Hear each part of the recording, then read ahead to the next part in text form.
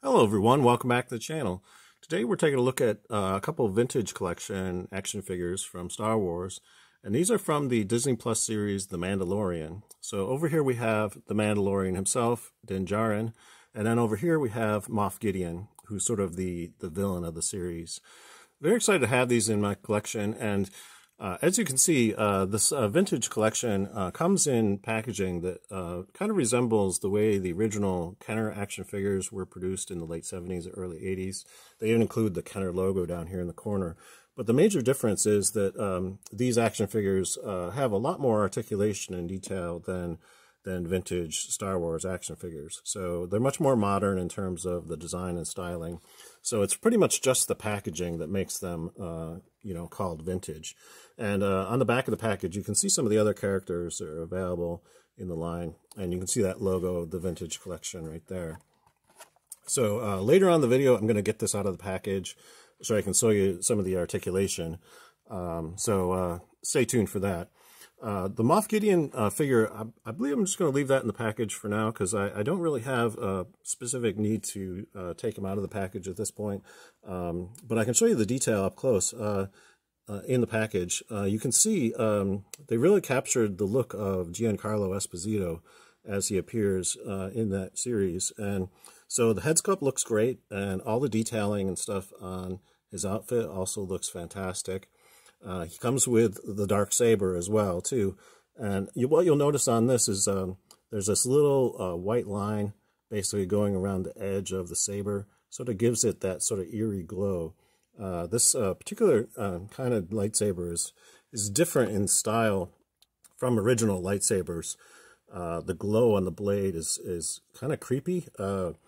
Basically, this dark saber has a history going very far back to basically the first Mandalorian who ever became a Jedi, specifically designed this particular kind of weapon to suit his own needs. So it has a very kind of unique blade to it.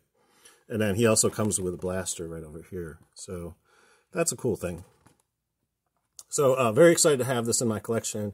And again, pictured on here is him wielding the darksaber, and also on the back of the package you get pictures of multiple characters. So very cool. And again, I'm going to leave that in the package for now. If I do take it out of the package, I'll make sure to show you what that looks like up close.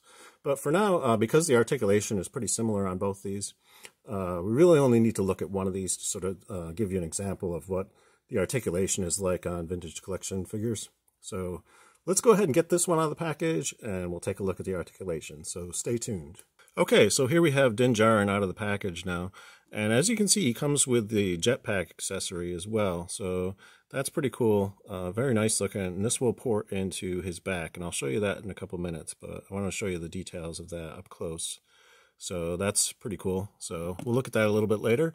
And then here's the figure itself. And as you can see, there's a little port in the back here for the jetpack and also his rifle. I tried putting the backpack on when he has his rifle in this position, and it's just too loose. It doesn't really, you can't really do both at the same time. So you kind of have to choose which one of those you're going to do. But overall, loving the look of this. A lot of detail on this. I think that looks really quite amazing. I kind of wish they had done a cloth goods cape, because this is very kind of stiff. It's vinyl material, but it kind of gets in the way.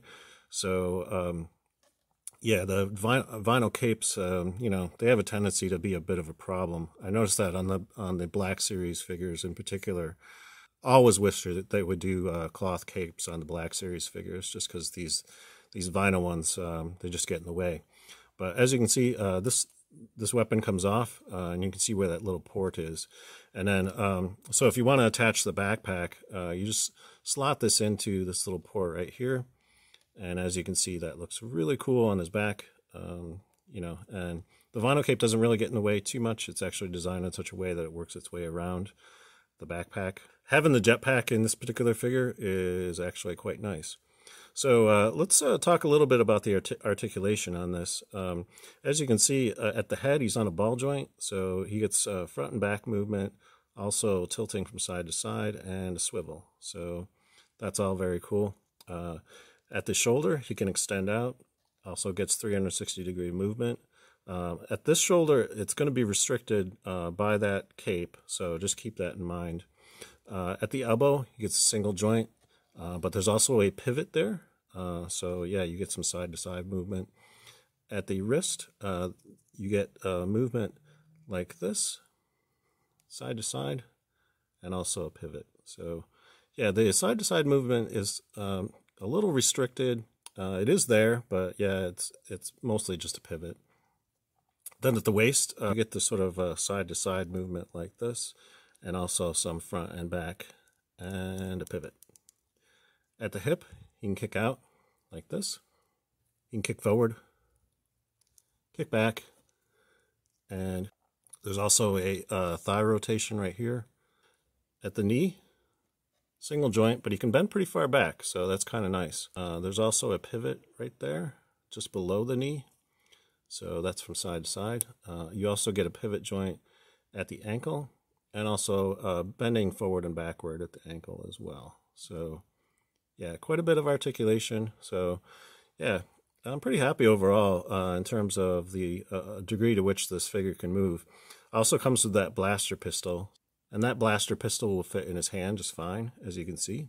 So in terms of the rifle, you can get that in his hand. Actually fits in there a little bit easier than with the Black Series figure. I had some difficulty sort of getting it into a reasonable position where he could, tilt his head so he could look through the scope and actually get the weapon up there.